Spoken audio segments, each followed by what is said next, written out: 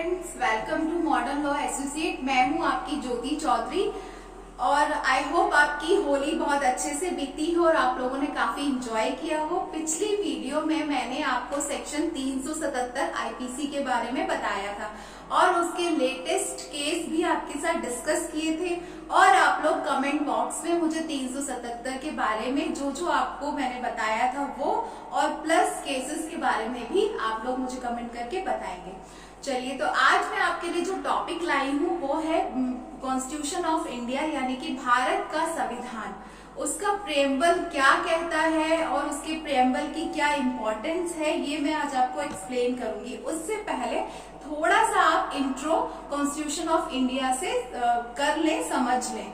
देखिए, भारत का जो संविधान है वो विश्व का सबसे बड़ा संविधान है, जिसको बनने में 2 साल 11 महीने 18 दिन का समय लगा था। अब जो कॉन्स्टिट्यूशन है वो लिखित कॉन्स्टिट्यूशन है हमारा, वो अपने आप में एक बहुत महत्वपूर्ण दस्तावेज है जिसके द्वारा सारी हमारी व्यवस्थाएं चलती हैं। भारत का शासन कॉन्स्टिट्यूशन पर आधारित है, उसके हिसाब से ही हमारी सारी कार्यपालिका, न्यायपालिका और जो बाकी उसके अंग हैं वो सब उसी के आधारित काम करते हैं। ठीक है। देन अब जो कॉन्स्टिट्यूशन में कितने भाग हैं, फिर से आपको वही चीज वो करनी पड़ेगी, रिवाइज करनी पड़ेगी कि उसमें कितने भाग हैं और उसे हम अगर पढ़ते हैं तो कैसे पढ़िए। देखिए, कॉन्स्टिट्यूशन में सबसे पहला जो टॉपिक है वो प्रियम्बल है, उपदेशिका है, प्रस्तावना है। भारत के संविधान की प्रस्तावना हमें कुछ एक उपदेश देती है, वो हमें क्या बताती है वो बहुत इंपॉर्टेंट है और उसमें से कम आपके जुडिशरी में 5 से 6 सवाल हर साल रिपीट किए जाते हैं, पूछे जाते हैं, तो आपको प्रियम्बल बहुत अच्छे से पता होना चाहिए। देन उसके बाद आता है कि उसमें टोटल कितने भाग हैं। कॉन्स्टिट्यूशन ऑफ इंडिया में यानी कि भारत के संविधान में 22 भाग हैं और हमारी 12 अनुसूचियां हैं। जो कुछ टॉपिक हमारे भागों से छूट गए हैं वो हमारे अनुसूचियों में डाल दिए गए हैं। वो कितनी अनुसूचियां हैं? हमारी 12 अनुसूचियां हैं। हम कॉन्स्टिट्यूशन के जो अलग अलग पार्ट्स हैं उसका वीडियो और इसमें जो अनुसूचियां दी हुई है इसको मैं डिटेल में आगे बताऊंगी, लेकिन आज मैं आपको सिर्फ इसका प्रियम्बल समझाती हूँ कि भारत के संविधान की उपदेशिका क्या कहती है और इससे कौन कौन से सवाल पूछे जा सकते हैं। और इसमें से आपका एक सवाल हर साल रिपीटेड होता है, पूछा ही जाता है।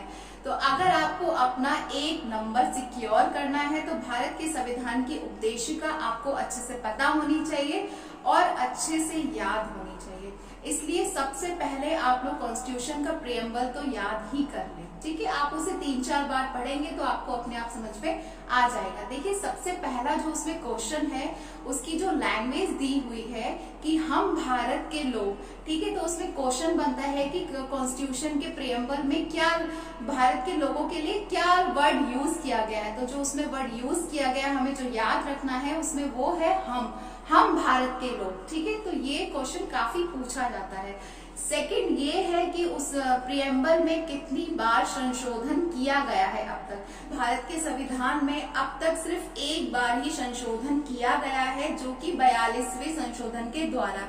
इसमें हमारे 5 शब्द जोड़े गए थे, वो ये है संपूर्ण प्रभुत्व, समाजवादी, पंथ निरपेक्ष, लोक तंत्रात्मक, गणराज्य। ठीक है, ये जो शब्द है ये पूरी लाइन आप इसको अंडरलाइन कर लीजिए या लिख लीजिए। ये बहुत बार पूछी जाती है कि कौन कौन से शब्द आपको इसमें कॉन्स्टिट्यूशन के 42वें संशोधन के द्वारा जोड़े गए, वो कौन कौन से हैं? प्रभुत्व, समाजवादी, पंथ निरपेक्ष, लोकतंत्रात्मक, गणराज्य। और एक लाइन और जोड़ी गई जो कि व्यक्ति की गरिमा उसमें ऐड किया गया था, उसको प्रतिस्थापित किया गया था। वो ये है कि राष्ट्र की एकता और अखंडता। ये दो लाइनें हमारी 42वें संशोधन के द्वारा प्रियम्बल में ऐड की गई, जोड़ी गई। ठीक है, और एक बार ही अभी तक प्रियम्बल में संशोधन किया गया है। देन दूसरी बात आती है कि प्रियम्बल में कितने प्रकार का न्याय है, कितने प्रकार की स्वतंत्रता है। ये क्वेश्चन बहुत पूछा जाता है। देखिए हमारे प्रियम्बल में जब आप पढ़ेंगे तो उसमें 3 प्रकार का न्याय दिया हुआ है। वो कौन कौन सा है? सामाजिक, आर्थिक और राजनीतिक। इसमें प्रियम्बल में 3 प्रकार का न्याय आपको दिया हुआ है, सामाजिक, आर्थिक और राजनीतिक। एक क्वेश्चन और यहीं से बनता है, कभी कभी नेगेटिव वे में पूछ लिया जाता है कि भारत के संविधान की उपदेशिका में किस प्रकार का न्याय की व्यवस्था नहीं की गई है, यानी कि किस प्रकार के न्याय की व्यवस्था नहीं की गई है, किस प्रकार का न्याय नहीं दिया गया है। तो वो है धार्मिक न्याय। धार्मिक न्याय प्रियम्बल में नहीं बताया गया है, नहीं उसको डिफाइन किया गया है। इसमें 3 प्रकार के न्याय की व्यवस्था की गई है, जो कि है सामाजिक, आर्थिक और राजनीतिक। इसमें धार्मिक न्याय की व्यवस्था नहीं की गई है। देन सेकंड पॉइंट आता है हमारा कि इसमें स्वतंत्रता कितने प्रकार की। हमारे प्रियम्बल में देखिए 5 स्वतंत्रता दी गई है। कौन कौन सी? एक तो विचार, अभिव्यक्ति, विश्वास, धर्म और उपासना की स्वतंत्रता। कौन कौन सी स्वतंत्रता दी गई है? एक बार मैं फिर से बोल देती हूँ, विचार, अभिव्यक्ति, विश्वास, धर्म और उपासना की स्वतंत्रता। तो देखिए आपका एमसीक्यू पूछ सकता है कि हमारे प्रियम्बल में कितने प्रकार की स्वतंत्रता दी गई है या फिर कितने प्रकार का न्याय दिया गया है, तो ये आपको पता होना चाहिए।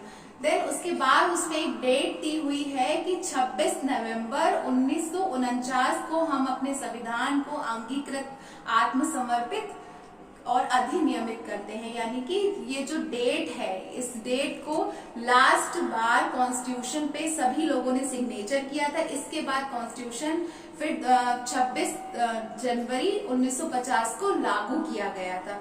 तो यानी कि अगर कोई पूछता है कि कॉन्स्टिट्यूशन में सबसे लास्ट में, मतलब सबसे आखिरी बार हस्ताक्षर कब किए थे, तो वो हस्ताक्षर हुए थे, ये डेट आपको याद रखनी है, 26 नवंबर 1949 को। ठीक है, ये आपको प्रियम्बल की लैंग्वेज से पूछे जाने वाले सवाल हो गए कि कैसे सवाल पूछे जाते हैं और कौन कौन से सवाल पूछे जाते हैं।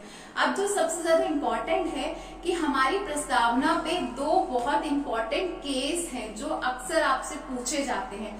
देखिए पहला जो केस है वो है इन री बेरूबानी का केस, जिसमें कहा गया था कि प्रियम्बल जो है संविधान का भाग नहीं है, यानी कि उसका पार्ट नहीं, उपदेशिका संविधान का भाग नहीं है।